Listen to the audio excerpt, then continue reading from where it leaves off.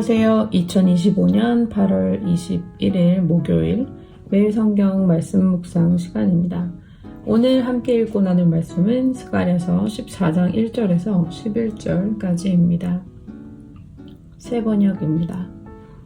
주님의 날이 온다. 그날이 오면 약탈자들이 너희 재산을 약탈하여다가 너희가 보는 앞에서 그것을 나누어 가질 것이다. 내가 모든 이방 나라를 모아서 예루살렘과 싸우게 하겠다. 이 도성이 함락되고 가옥이 약탈당하고 여자들이 겁탈당하고 이 도성의 주민이 절반이나 사로잡혀 갈 것이다. 그러나 이 도성 안에 나머지 백성은 살아남을 것이다. 주님께서 나아가셔서 이방 나라들과 싸우실 것이다. 전쟁 때에 싸우시던 것처럼 하실 것이다.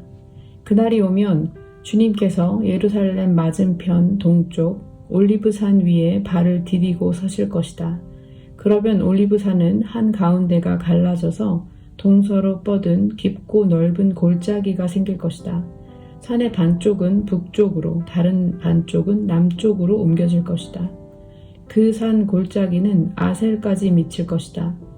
너희는 유다 왕 우시야 때에 지진을 만나 도망간 것 같이 주님의 산 골짜기로 도망할 것이다. 주나의 하나님이 오신다. 모든 천군을 거느리시고 너희에게로 오신다. 그날이 오면 햇빛도 차가운 달빛도 없어진다. 낮이 따로 없고 밤도 없는 대낮만이 이어진다. 그때가 언제 올지는 주님께서만 아신다. 저녁때가 되어도 여전히 대낮처럼 밝을 것이다. 그날이 오면 예루살렘에서 생수가 솟아나서 절반은 동쪽 바다로 절반은 서쪽 바다로 흐를 것이다. 여름 내내 겨울 내내 그렇게 흐를 것이다. 주님께서 온 세상의 왕이 되실 것이다. 그날이 오면 사람들은 오직 주님 한 분만을 섬기고 오직 그분의 이름 하나만으로 간구할 것이다. 게바에서 예루살렘 남쪽 림몬까지 온 땅이 아라바처럼 평평해질 것이다. 그러나 예루살렘은 우뚝 솟아 있으므로 베냐민 문에서부터 첫 대문이 서 있는 지점을 지나서 모퉁이 문까지 또 하나넬 망대에서 왕실의 포도주 짜는 곳까지 제자리에 그대로 남을 것이다. 백성이 다시 예루살렘에 자리 잡을 것이다. 다시는 멸망하는 일이 없을 것이다. 예루살렘은 안전하게 살 수 있는 곳이 될 것이다. 아멘. 오늘은 스가랴서 14장 1절부터 11절까지의 말씀을 함께 묵상하겠습니다. 스가랴서 13장은 하나님의 백성이 정결하게 되는 장면으로 끝이 납니다. 죄와 부정을 씻는 샘이 열리고 거짓과 우상이 제거되며 고난을 통해 남은 자가 정금처럼 연단됩니다. 하나님께서는 그들은 내 백성이 되고 나는 그들의 하나님이 되리라고 말씀하시면서 언약을 새롭게 확인해 주십니다. 이 말씀은 하나님의 백성이 마지막 날을 준비하는 모습입니다. 이어지는 오늘의 본문인 14장은 바로 그 준비의 결말로 주님의 날에 임할 심판과 구원, 그리고 온 세상을 다스리시는 하나님의 통치를 보여줍니다.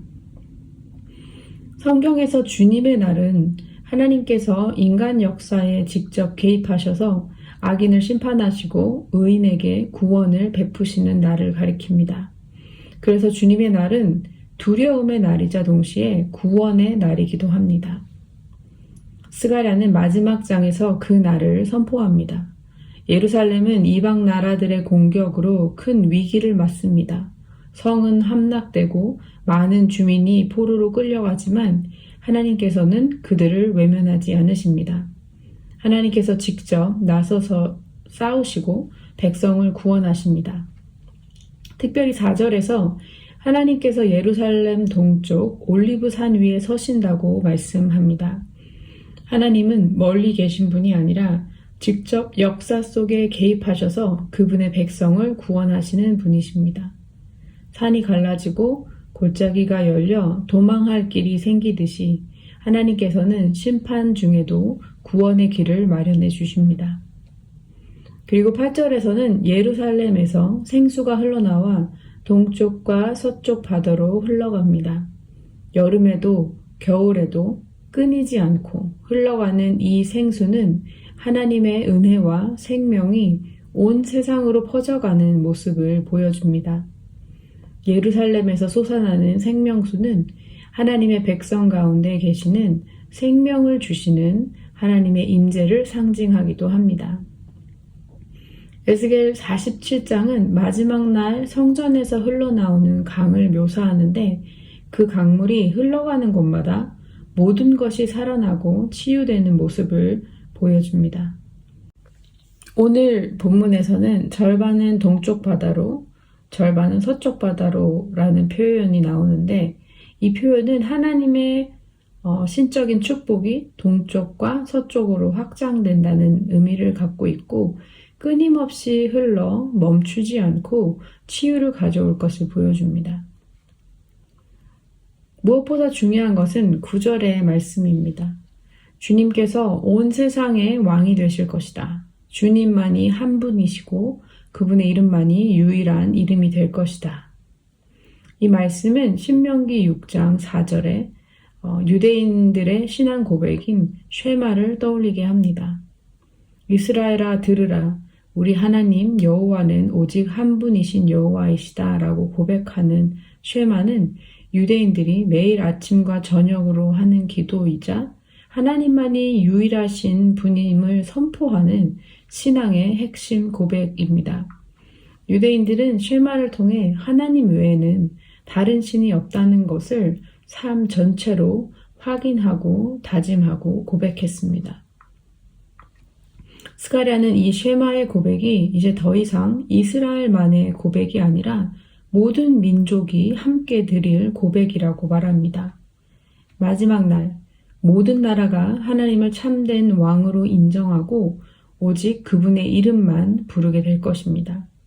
다시 말해서 이스라엘이 날마다 고백했던 쉐마가 종말의 날에는 온 인류의 보편적인 예배의 고백으로 확장된다는 말입니다.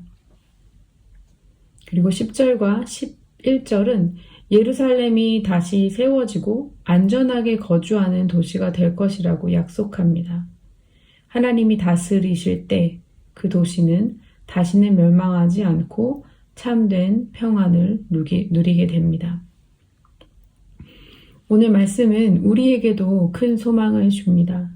지금은 세상의 권세가 강해 보이고 우리의 현실이 불안정하게 느껴질 수 있습니다.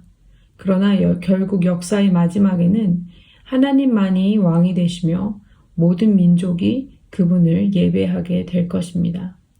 우리도 쉐마의 고백을 오늘 우리의 고백으로 삼아야 합니다. 하나님 외에 다른 의지할 분은 없으며 우리의 삶과 가정, 공동체를 다스리시는 분은 오직 주님 한 분뿐입니다. 오늘 함께 묵상한 말씀을 마음에 새기며 기도하겠습니다. 주님, 주님의 날이 반드시 올 것을 믿습니다. 세상의 권세가 아무리 강해 보여도 그날에는 주님만이 왕이 되시고 모든 민족이 주님의 이름만을 높이게 될 것입니다. 주님, 예루살렘에서 흘러나온 생수가 온 땅을 적시는 것처럼 오늘 우리의 심령 가운데에도 주님의 생명의 강을 흘러 보내주십시오. 메마르고 지친 마음이 회복되게 하시고 가정과 공동체와 우리가 속한 이 땅에도 주님의 은혜와 치유가 넘치게 해주십시오. 또한 쉐마의 고백을 오늘 저희 입술의 고백으로, 저희 삶의 고백으로 삼습니다. 주님만이 한 분이시며 그 이름만이 참된 이름임을 인정합니다. 우리의 가정, 우리의 일터, 우리의 학교, 우리의 교회가 이 고백 위에 굳게 서게 하옵소서. 예루살렘을 다시 세워 안전하게 하신 것처럼 저희의 삶에도 주님의 평안을 채워주십시오. 두려움과 불안 대신 하나님의 나라의 소망으로 채워주시고 고난 중에도 주님의 구원의 길을 바라보게 하시고 끝까지 믿음을 지키는 남은 자로 살게 하여 주십시오. 우리가 살아가는 삶의 자리에서 작은 그리스도의 증인으로 서게 하시고 마지막 날 모든 민족이 함께 드릴 고백을 오늘 여기에서부터 미리 살아내는 우리 나눔 공동체가 되게 하여 주십시오. 우리를 구원하신 좋으신 예수 그리스도의 이름으로 기도드립니다. 아멘.